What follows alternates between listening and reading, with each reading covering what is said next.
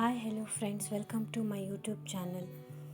ಇವತ್ತು ನಾವು ಚೀನಿಕಾಯಿ ಅಂದರೆ ಸಿಹಿ ಕುಂಬಳಕಾಯಿ ಸಾಂಬಾರು ಮಾಡೋದು ಹೇಗೆ ಅಂತ ತಿಳ್ಕೊಳ್ಳೋಣ ಬನ್ನಿ. ಫಸ್ಟು ಚೀನಿಕಾಯಿ ತುಂಬಾ ಗಟ್ಟಿಯಾಗಿರುತ್ತೆ.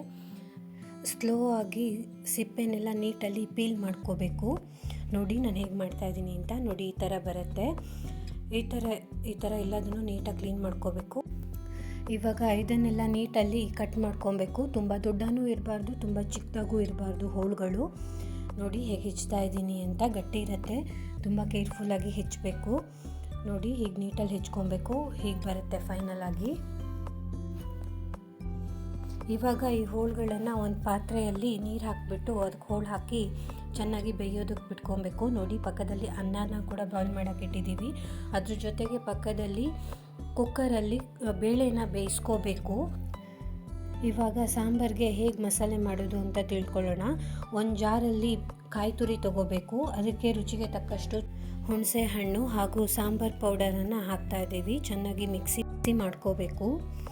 ಆಮೇಲೆ ನೋಡಿ ಆ ಕಡೆ ಅನ್ನ ನೀರು ಕಾದಿದೆ, ಅದಕ್ಕೆ ನಾವು ಅಕ್ಕಿನ ತೊಳೆದ್ಬಿಟ್ಟು ಹಾಕ್ಕೊಳ್ತಾ ಇದ್ದೀವಿ. ಹಾಗೆ ಮುಚ್ಚಿಡಬೇಕು. ನೆಕ್ಸ್ಟು ಇವಾಗ ಸಾಂಬಾರು ಮಸಾಲೆ ರೆಡಿಯಾಗಿದೆ. ಹೋಳು ಬೆಂದಿದೆಯಾ ಅಂತ ಒಂದ್ಸರಿ ಟೆಸ್ಟ್ ಮಾಡ್ಕೊಳ್ಳೋಣ. ಹೋಳು ಕೂಡ ಬೆಂದಿದೆ. ಈಗ ಬೇಳೆ ಕೂಡ ಬೇಯಿಸಿಟ್ಕೊಂಡಿದ್ದೀವಿ.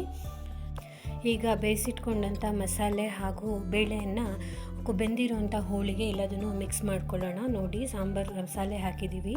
ಈಗ ಬೇಳೆನ ಹಾಕ್ತಾಯಿದ್ದೀವಿ. ಬೇಳೆನೂ ಹಾಕಾಯಿತು. ಚೆನ್ನಾಗಿ ಮಿಕ್ಸ್ ಮಾಡಿ ಅದನ್ನು ಕುದಿಯೋಕೆ ಬಿಡಬೇಕು. ಅದಕ್ಕೆ ರುಚಿಗೆ ತಕ್ಕಷ್ಟು ಉಪ್ಪು, ಬೆಲ್ಲ, ಕರಿಬೇವಿನ ಸೊಪ್ಪು, ಅರಿಶಿಣದ ಪುಡಿ ಹಾಕಬೇಕು. ಹಾಗೆ ಟೇಸ್ಟಿಗೋಸ್ಕರ ಕೊತ್ತಂಬರಿ ಸೊಪ್ಪನ್ನು ಸ್ವಲ್ಪ ಚಿಕ್ಕದಾಗಿ ಕಟ್ ಮಾಡಿ ಹಾಕಬೇಕು. ಚೆನ್ನಾಗಿ ಮಿಕ್ಸ್ ಮಾಡಿ ಸ್ವಲ್ಪ ಕುದಿಯೋದಕ್ಕೆ ಬಿಡಿ. ಇವಾಗ ಅನ್ನ ಕೂಡ ಬಂದಿದೆ, ಆಲ್ರೆಡಿ ಬೆಂದಿದೆ ಕೂಡ. ಇದನ್ನು ಕೂಡ ನಾವು ತಿಳಿಯನ್ನು ಬಸಿ ಬಿಡೋಣ. ನೋಡಿ ಬಸಿ ಬಿಡೋದು ಹಾಗೆ. ಈಗ ನೋಡಿ ಈ ಕಡೆ ಸಾಂಬಾರು ತುಂಬಾ ಚೆನ್ನಾಗಿ ಕುದೀತಾ ಇದೆ. ಇದಕ್ಕೆ ಒಂದು ಒಗ್ಗರಣೆಯನ್ನು ಹಾಕಬೇಕು.